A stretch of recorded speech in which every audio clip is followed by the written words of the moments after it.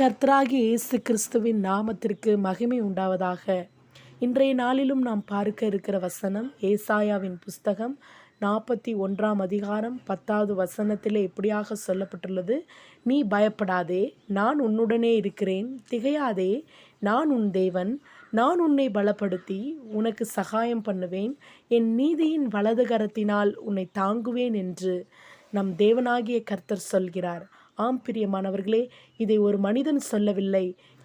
இதை பார்த்து கொண்டிருக்கிற சகோதரனே, சகோதரியே, உன் வாழ்க்கையிலே சூழ்நிலையை பார்த்து, வியாதியை பார்த்து, கடன் பிரச்சனையை பார்த்து, சில பிரச்சனை போராட்டங்களை பார்த்து நாம் திகைத்து கொண்டிருக்கலாம். ஆனால் ஆண்டவர் சொல்கிறார், உங்களை பார்த்து தான் பயப்படாதேங்கள், திகையாதேங்கள். அவர் உங்களை நீதியின் வலது கரத்தினால் தாங்குவார். அவருடைய வலது கரம் பராக்கிரமம் செய்யும். எல்லா பிரச்சனைகளையும் சரி செய்கிறதற்கு ஒரு கரம் உண்டு. அது கர்த்தராகிய இயேசு கிறிஸ்துவின் கரம். அவர் உங்களை தாங்குவதற்கு விரும்புகிறார் பிரியமானவர்களே.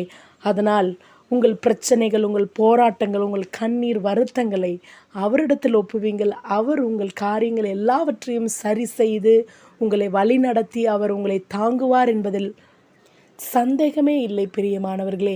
நாம் ஜெபிப்போம். கர்த்தராகிய இயேசு கிறிஸ்துவே, இந்த நாளிலும் இந்த காணொலியை பார்த்து கொண்டிருக்கிற ஒவ்வொரு சகோதரனுக்காக, சகோதரிகளுக்காக நாங்கள் ஜெபிக்கிறோம் தகப்பனே.